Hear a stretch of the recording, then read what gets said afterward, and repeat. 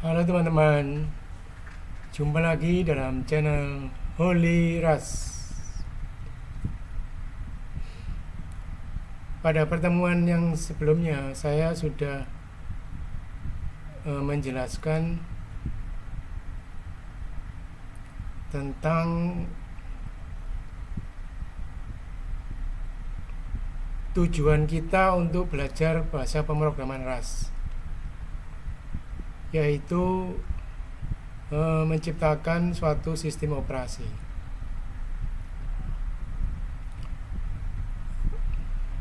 Karena saya memiliki latar belakang membedah sistem operasi Minix, kemudian baru-baru pada 15 tahun yang lalu muncul suatu sistem operasi baru yang bernama Redox, di mana Redox merupakan sistem operasi yang open source juga seperti Minix, tetapi dia lebih modern daripada Minix.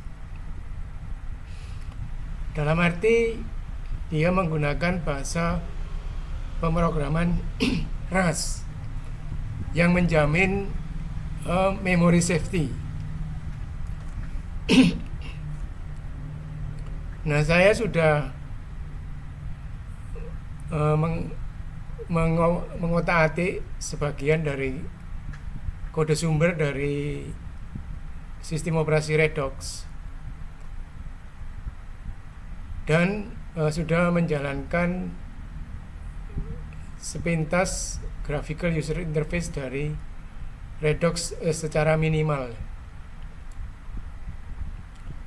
Jadi kalau kita gambarkan arsitektur dari Redox, jadi lapisan-lapisan dari sistem operasi Redox itu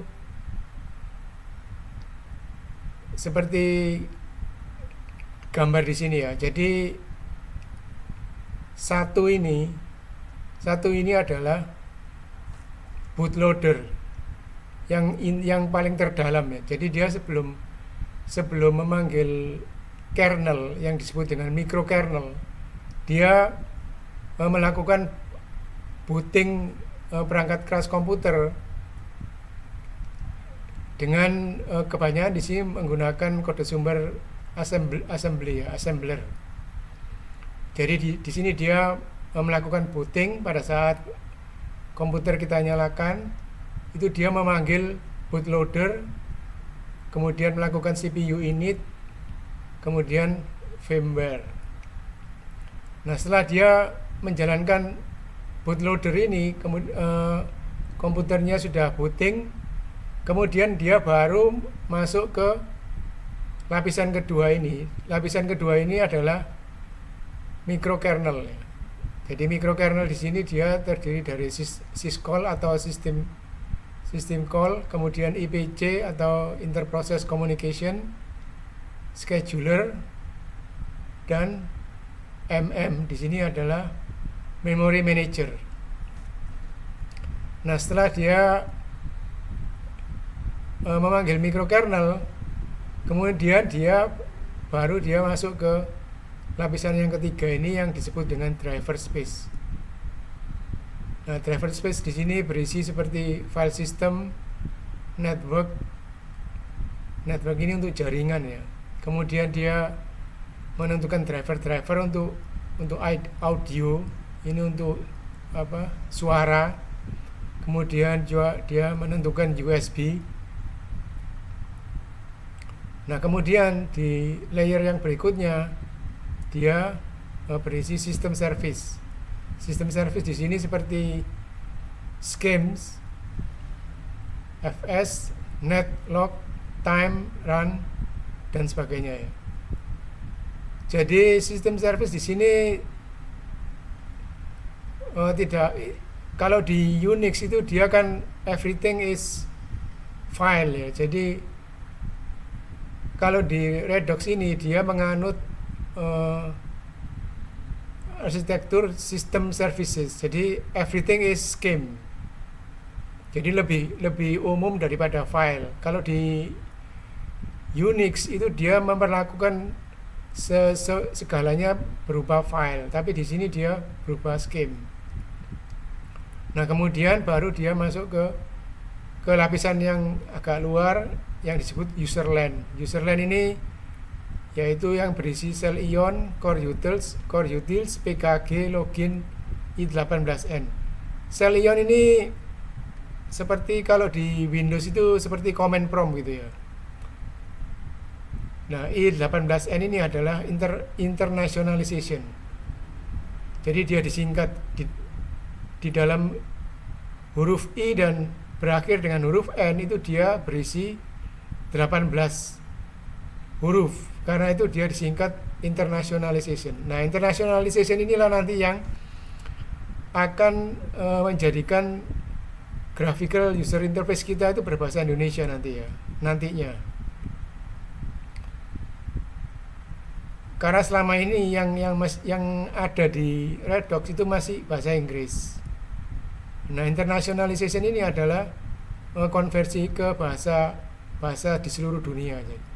Nah, kita nanti akan menerjemahkan ke bahasa Indonesia. Kemudian di lapisan yang terluar ini ada user applications seperti editor, browser, app, graphical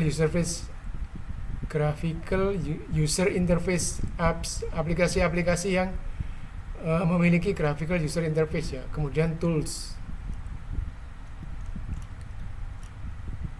Nah, kemudian saya ini konsultasi saya dengan ChatGPT ya. Saya tanyakan, coba jelaskan rancang arsitektur i18n atau internationalization untuk Redox. Kemudian lanjutkan ke rekomendasi bagian Redox yang paling cocok untuk pemula. Apakah membuat i18n untuk bahasa Indonesia termasuk pemula? Jadi maksudnya ini di sini 18 itu huruf ini ya, N, T, R dan seterusnya ya. Jadi 3, 4, 5, 6, 7, 8, 9, 10, 11, 12, 13, 14, 15, 16, 17, 18. Jadi di antara huruf N dan huruf I ini dia ada 18 huruf. Karena itu dia disingkat sebagai internationalization. Nah, internationalization ini nanti yang akan kita modifikasi menjadi berbahasa Indonesia. Nah, nantinya saya akan melakukan pendekatan dari dua arah ya. Jadi dari inti ini dari bootloader keluar, kemudian dari yang lapisan terluar menuju ke dalam. Jadi nanti dia akan ketemu di tengah-tengah sini ya. Nah, kenapa ini saya buat panahnya dengan garis tegas, garis langsung ya, sedangkan ini saya buat garis putus-putus. Karena di sini ini lebih mudah daripada dari dalam keluar. Karena di sini ini dia hanya menggunakan bahasa pemrograman Rust yang relatif lebih mudah daripada bootloader di sini. Bootloader di sini ini kebanyakan dia menggunakan bahasa assembly atau assembler. Assembler yang dipakai itu dia menggunakan NASM. NASM adalah singkatan dari Net Wide Assembler. Jadi bahasa assembler ini agak lebih sulit daripada bahasa pemrograman Rust. Karena itu di sini nanti dia akan untuk menuju keluar ini dia akan lebih lambat. Jadi kita belajarnya nanti agak pelan-pelan gitu ya. Tapi kalau dari luar ke dalam itu dia lebih mudah. Karena itu nanti kita belajarnya akan mungkin lebih cepat gitu.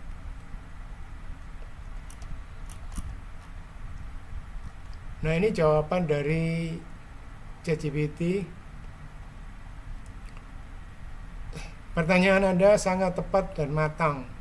Ini memang entry point yang bagus untuk masuk ke pengembangan operating system seperti Redox. Saya jawab bertahap dari arsitektur i18n, lalu rekomendasi bagian Redox untuk pemula.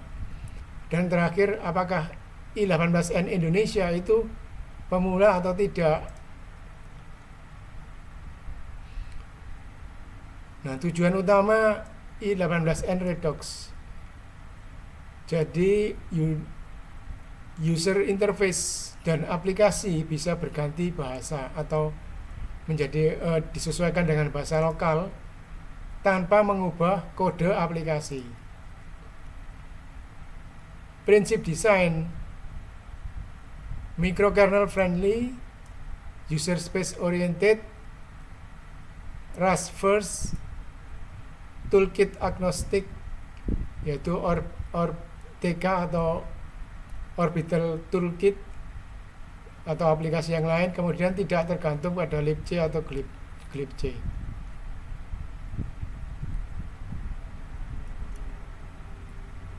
Nah, ini ya contoh API atau application programming interface.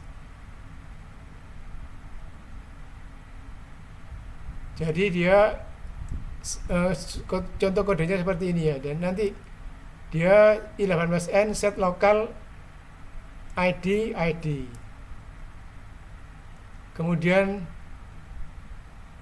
i18n menu file open. Ini contoh kode untuk application programming interface-nya ya. Ini independen dari graphical user interface, bisa dipakai CLI atau command line interface atau graphical user interface daemon. Nah, format resource string jadi seperti ini ya. Nanti kita menu titik file itu kita beri bahasa Indonesianya berkas. Kemudian menu titik file open itu kita beri buka gitu ya. Open kita beri buka. Kemudian save itu simpan.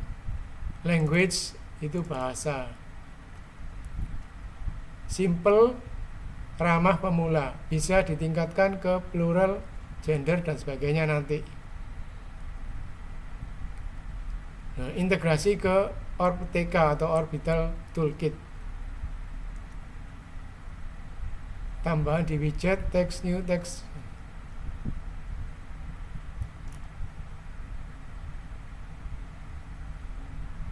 Nah, di sini ditulis ya, bagian Redux yang paling cocok untuk pemula.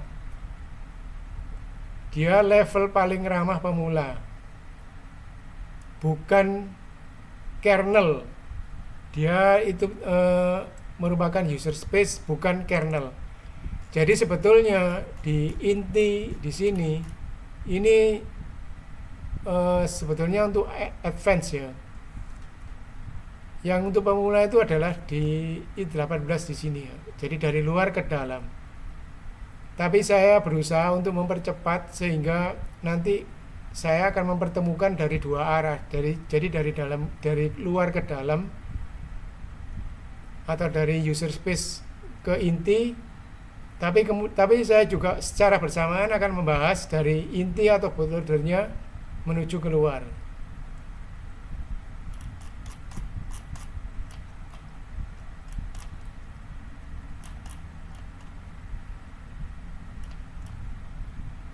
Urutan rekomendasi. Jadi dia sangat menyarankan diawali dengan i18n atau internationalization, kemudian localization.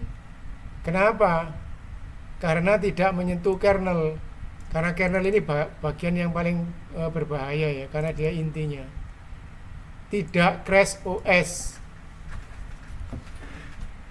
Mudah diuji, dampak besar.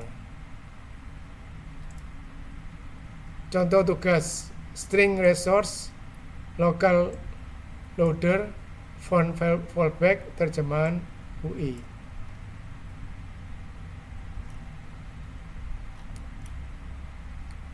Nah, yang belum disarankan untuk pemula, kernel, memory management, scheduler, dan driver. Apakah i18n bahasa Indonesia itu pemula? Jawaban jujur, ya. Tapi pemula yang bermakna, bukan pemula receh. Artinya, bukan sekadar terjemahan kata, tetapi juga memahami arsitektur operating system, menyentuh banyak komponen, aman dari crash kernel. Banyak kontributor OS besar memulai dari dokumentasi, kemudian i18n, kemudian tooling. Nah, level skill yang dibutuhkan itu RAS dasar, JSON, Git, arsitektur OS, dan graphical user interface. Nilai strategis i18n bahasa Indonesia. Redux hampir tidak punya user interface non-Inggris. Jadi bahasa Indonesia itu akan sangat diperlukan ya, karena dia ada 100 juta plus penutur. Kemudian kontribusi mudah diterima upstream, bisa jadi kontributor resmi. Nah, kesimpulannya arsitektur i18n Redux sederhana dan realistis. Internationalization bahasa Indonesia sangat cocok untuk pemula. Ini kontribusi nyata, bukan sekedar latihan.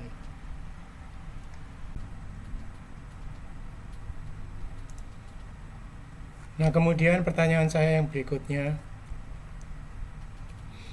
apakah saya tidak memerlukan repo lain selain ketiga repo yang telah saya unduh, yaitu kernel Ion i18n atau internationalization untuk build image Redux seperti driver dan system services. Jadi saya sudah mengunduh. Pada saat saya tanya ke ChatGPT itu, saya sudah mengunduh ketiga repo di sini ya. Jadi nah ini saya sudah mengunduh kernel Ion dan i18n.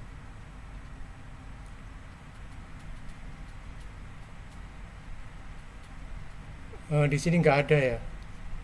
Tapi saya sudah mengunduh ketiga repo tersebut.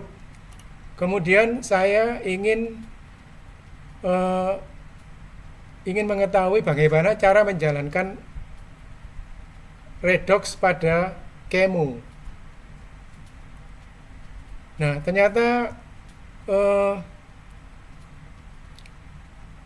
ketiga kernel tersebut, ketiga repo tersebut itu masih kurang jika saya ingin menjalankan atau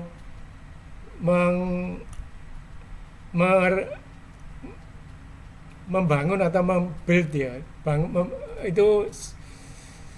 Ini adalah suatu image yang minimal untuk menjalankan repo Redux. Jadi saya harus download atau unduh bootloader, kernel sudah tadi, tapi file system juga harus saya unduh. Jadi saya kurang Redux FS, cookbook, kemudian login, core utils, kemudian driver, baru semuanya itu di build artinya dibangun lagi, di-compile, kemudian baru Redux bisa dijalankan di atas QEMU. Nah, terus dia bilang ini jawabannya ya, tidak cukup. Jadi ketiga repo itu perlu, tetapi belum cukup untuk menghasilkan image Redux. Jadi untuk menghasilkan sistem operasi Redux yang bisa dijalankan pada QEMU itu tidak cukup ketiga repo ini ya. Jadi memerlukan repo yang lain, yaitu dia butuh bootloader, file system, terus login, kemudian system service, kemudian driver. Nah, kemudian repo yang melakukan build file system Redux adalah repo cookbook, Redux OS cookbook. Nah, cookbook adalah resep build image Redux, mengatur paket apa yang masuk, kemudian versi, dependensi, memanggil build. Nah, build ini harus berisi ion core utils login driver lalu membuat file system image. Nah, alur build system yang minimal ya. Minimal itu dia harus berisi kode sumber dari ion core utils login dan lain-lain. Kemudian dijalankan cookbook build sehingga menghasilkan redoc image. Ini yang minimal ya, yang konseptual. Tapi kalau yang normal itu dia harus lengkap dan dia lebih berat gitu ya. Menggunakan RAS toolchain khusus x8664 unknown redox build kernel, build driver, build userland, build system, boot via QEMU. Nah, prinsip alur minimal yang tadi yang dianjurkan oleh ChatGPT yang seperti ini, itu dia jangan build redox dari nol kemudian ganti satu komponen ion saja yang akan kita modifikasi. Nah, jadi strategi yang benar itu saya tidak perlu mengunduh semua file-file tadi ini yang meskipun minimal, tapi saya tidak perlu mengunduh file kode sumbernya. Tetapi dia menyarankan agar saya mengopi image redox yang sudah siap pakai gitu ya. Jadi ambil image redox yang siap pakai tanpa build kernel. Nah, kemudian step 2 itu build ion. Jadi ion yang I18N itu kita modifikasi, kemudian kita build hanya ionnya saja gitu ya. Kemudian ganti ion di file system image. Jadi ini langkah yang lebih mudah ya daripada mengumpulkan kode sumbernya ini kita unduh satu persatu. Lebih baik jalan cepatnya, jalan pintasnya itu saya diarahkan untuk mengambil image redox yang sudah siap pakai. Kemudian baru nanti ionnya dirubah gitu ya. Kemudian ionnya baru ion yang hasil perubahan itu baru di mount ke image gitu ya. Jadi hanya mengganti ionnya saja, tidak usah di-build semua file kode sumbernya gitu ya. Nah, ini jadi mount image replace bin ion kemudian unmount. Nah, kernel dan driver tidak disentuh. Jadi dia meringkas jawaban pertanyaan saya, apakah 3 repo cukup? Tidak untuk build image. Cukup untuk belajar dan modifikasi komponen. Jadi kalau kita mau ngutak-ngatik gitu ya, mau melihat kode sumbernya, kemudian kita mau build lagi sesuai dengan selera kita atau kita sesuaikan dengan bahasa Indonesia, itu cukup kalau kita hanya untuk belajar. Nah, kemudian repo mana yang akan cocok untuk build, repo mana yang digunakan untuk build, yaitu Redox OS Cookbook. Nah, kemudian cara minimal tanpa full toolchain, tanpa mengunduh kode sumber tadi, itu saya dianjurkan untuk pakai image pre-build. Jadi ada di situs resmi Redox itu ada image-nya yang sudah jadi gitu ya. Kemudian ganti satu binary ion, kemudian boot di QEMU. Nah, ini adalah cara untuk menyalin atau mengunduh kode-kode sumber tadi ya. Jadi kode-kode sumber tadi ini ditempatkan oleh Redox itu di suatu tempat penyimpanan di internet yang disebut dengan GitHub. Nah, untuk mengcopy kita gunakan perintah git clone ini ya. Ini yang ada, yang sebagian ada di GitLab, ada yang di GitHub. Jadi kita menggunakan perintah git clone, kemudian alamat reponya di GitHub atau di GitLab. Nah, baru nanti setelah kita ketikkan ini ke perintah-perintah ini, kita akan dapat file kode sumbernya gitu ya. Nah, kemudian setelah kita mendapatkan image-nya, kemudian kita otak-atik kode sumbernya ya. Kemudian setelah itu kan kita harus menjalankannya itu di QEMU. QEMU itu adalah suatu seperti virtual mesin gitu ya, seperti virtual komputer. Nah, ini saya tanyakan supaya lebih jelas, saya tanyakan ke ChatGPT, Anda telah mengajari saya menjalankan assembly di QEMU. Apa perbedaan QEMU, VirtualBox, dan VMware? Jelaskan keuntungan dan kerugiannya masing-masing. Nah, jadi di sini ya, jadi disebutkan QEMU, VirtualBox, VMware. Jadi fokusnya dia untuk QEMU itu emulasi dan virtual mesin. Sedangkan VirtualBox itu virtual mesin desktop. Untuk VMware dia merupakan virtual mesin yang profesional. Nah, untuk tujuan kita untuk menjalankan OS buatan sendiri, untuk utak-atik sendiri, itu QEMU yang paling tepat ya. Sedangkan VirtualBox itu kurang tepat. Dan VMware juga tidak tepat. Nah, kemudian jalankan OS umum. Nah, ini baru dia lebih tepat di VirtualBox atau di VMware. Karena dia memang fasilitasnya lebih banyak daripada QEMU. Tetapi QEMU ini dia kelebihannya itu dia sangat detail. Jadi dia seperti mikroskop, kalau diandaikan itu seperti mikroskop gitu ya. Sedangkan VirtualBox itu lebih terbatas, VMware juga terbatas. Untuk debug CPU dengan ASM itu dia lebih bagus ya, lebih di bintang 5 di sini berarti dia lebih diprioritaskan. Kalau di VirtualBox dan VMware kita tidak bisa debug, tidak bisa melakukan debug. Debug ini untuk mencari kesalahan ya. Nah, kemudian diterangkan lebih lanjut, apa itu QEMU? QEMU adalah emulator plus virtualizer. Dua mode QEMU, emulasi penuh dan virtualisasi. Jadi emulasi penuh ini dia CPU bisa ditiru sepenuhnya. Jadi dia bisa meniru microprocessor sepenuhnya.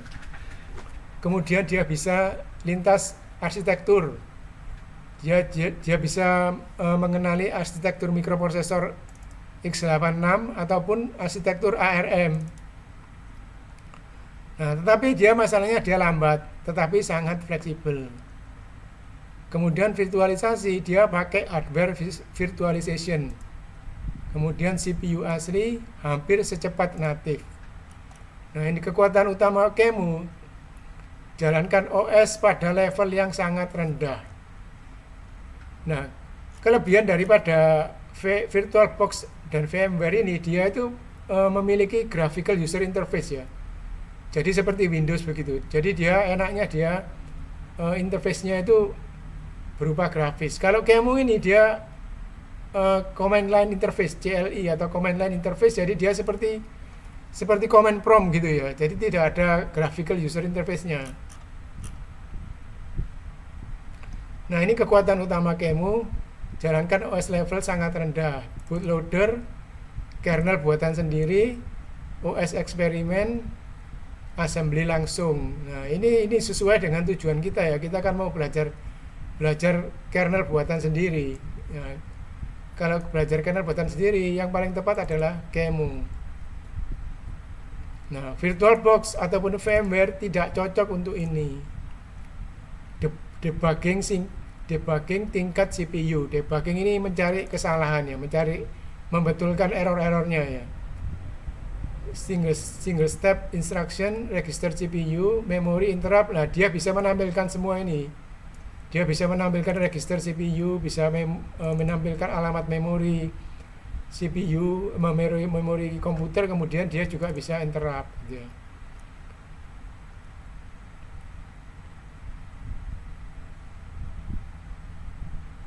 Nah, dia juga bisa lintas arsitektur. Dia bisa mengenali arsitektur mikroprosesor x86, ARM, RISC-V maupun MIPS ya. VirtualBox dan VMware hampir tidak bisa. Jadi VirtualBox ini tidak bisa lintas arsitektur ya. Kekurangan QEMU, dia lebih lambat. CLI base. Nah, ini CLI base itu maksudnya command line interface base. Learning curve tinggi. Jadi tingkat kesulitannya mungkin agak tinggi ya. Karena dia tidak punya GUI ini. GUI ini maksudnya graphical user interface. Jadi dia GUI-nya minim. Tidak ramah user awam karena dia menggunakan command line interface. Diketik langsung gitu ya. Maksudnya command line interface ini diketik seperti command prompt gitu ya. Kalau zaman dulu tuh namanya DOS prompt. Nah, apa itu VirtualBox? VirtualBox adalah virtual machine desktop serbaguna. Targetnya user umum, developer aplikasi, testing operating system umum.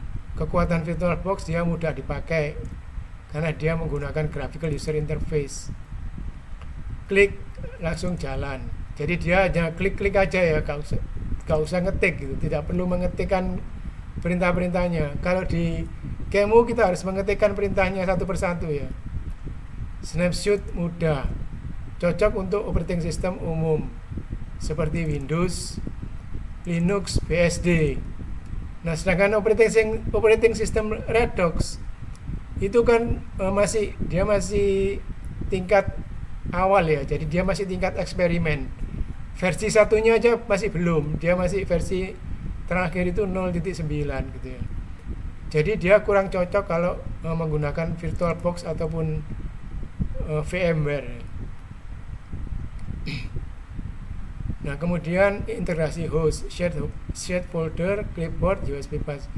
Keterbatasan VirtualBox tidak cocok untuk operating system buatan sendiri.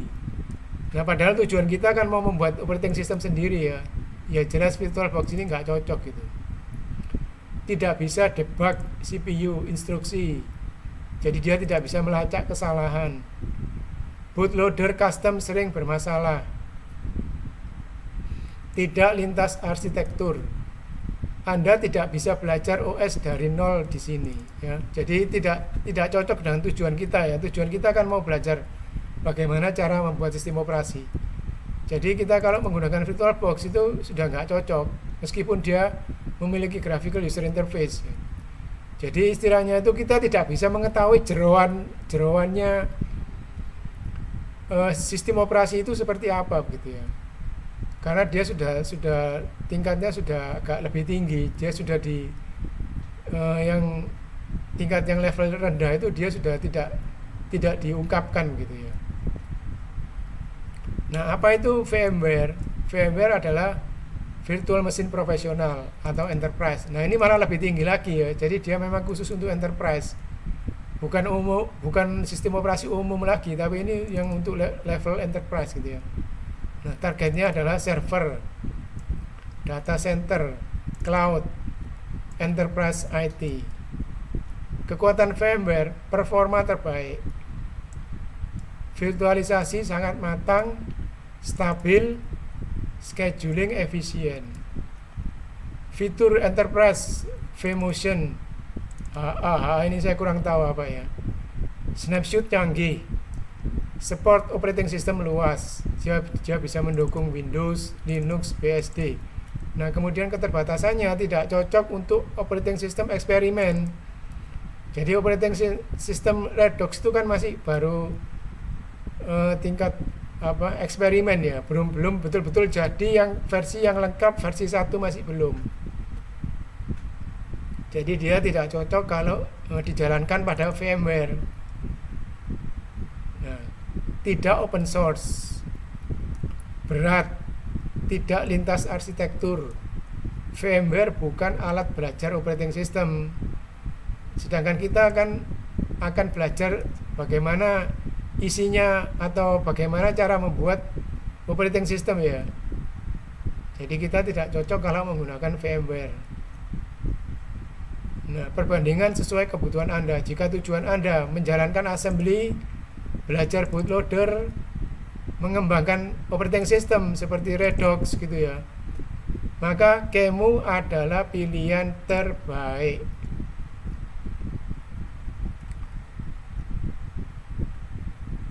Nah, ini jadi dia analoginya seperti ini ya. Jadi kalau QEMU itu adalah dia analoginya mikroskop.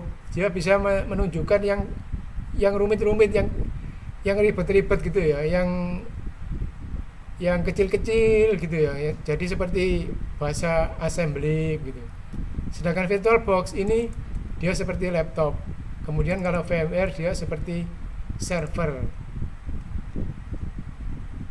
Mikroskop tidak nyaman untuk nonton film. Laptop tidak bisa melihat bakteri.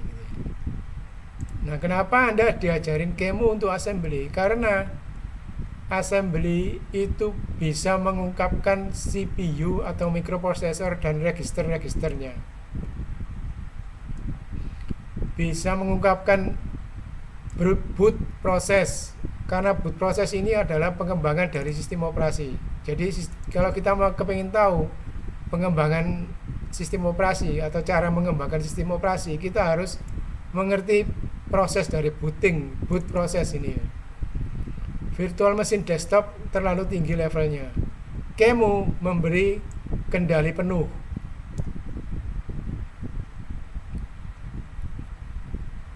Nah, jadi kesimpulannya Kemu adalah alat low level pendidikan OS dan arsitektur mikroprosesor.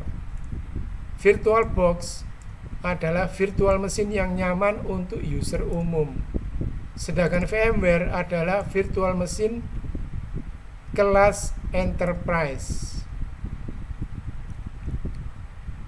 Nah, kita akan mempraktekkan bagaimana caranya menjalankan Redox di Kemu ya. Karena Kemu ini adalah pilihan yang terbaik, maka kita akan menjalankan Redox di Kemu dengan konfigurasi yang sudah disebutkan tadi ya. Jadi kita sudah memiliki image yang sudah siap pakai tadi ya.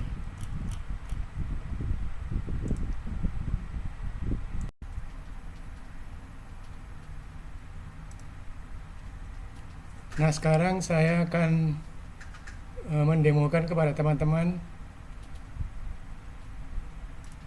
cara menjalankan Redox di Kemu dengan perintah seperti yang sudah saya sebutkan seperti ini ya. Jadi menggunakan perintah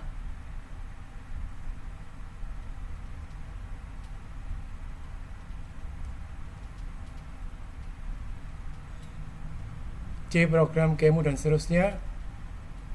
Ini adalah parameter-parameter dari Kemu ya. Nah, kita coba jalankan.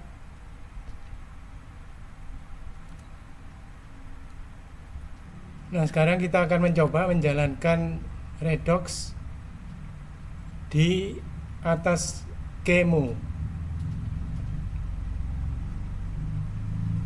Jadi perintah dari Kemu kita tempelkan di sini. Kemudian kita tekan enter.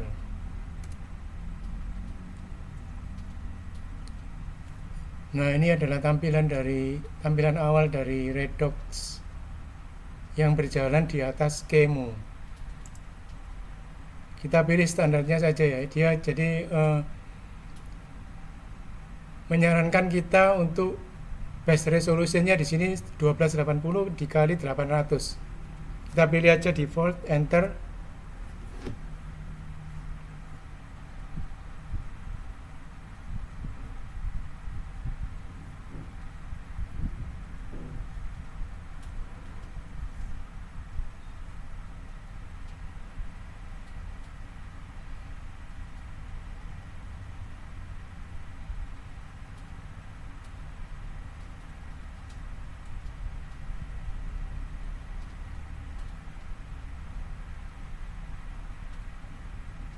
Kita tunggu sebentar ya.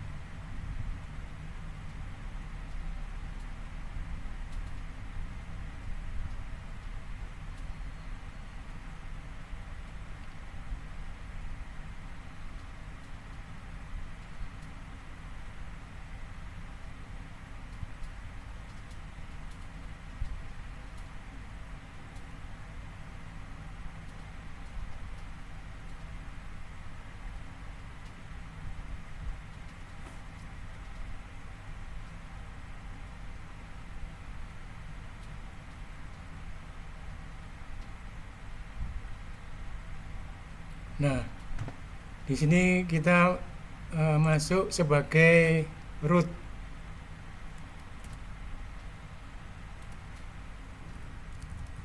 Kemudian passwordnya kita isi password.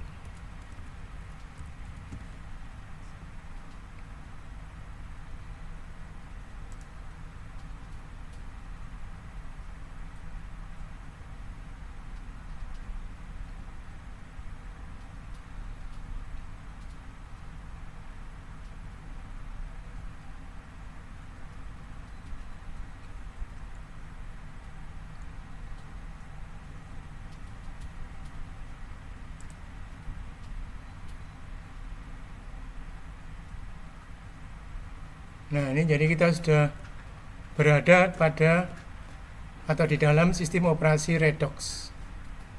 Jadi tampilannya seperti ini ya.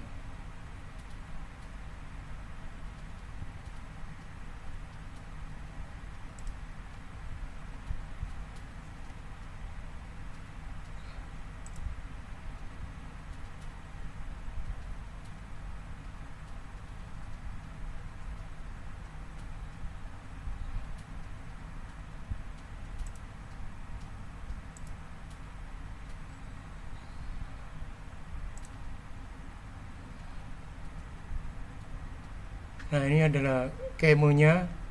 Ini ditampilkan versi dari kemunya yaitu 10.1.94. Kita coba ketik help ya.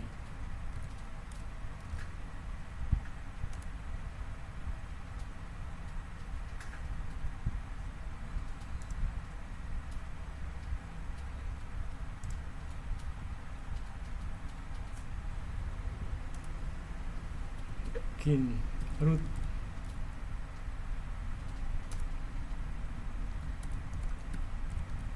password.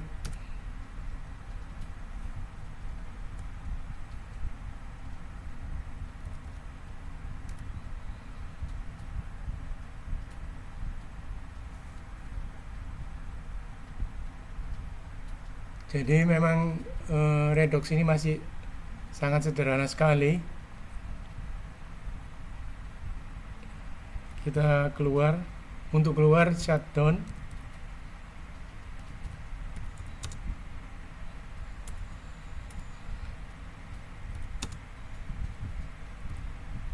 Shutdown now.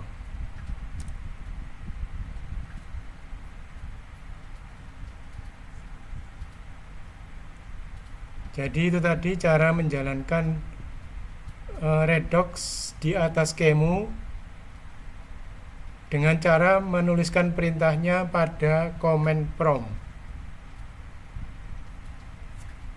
Kita keluar dulu dari command prompt.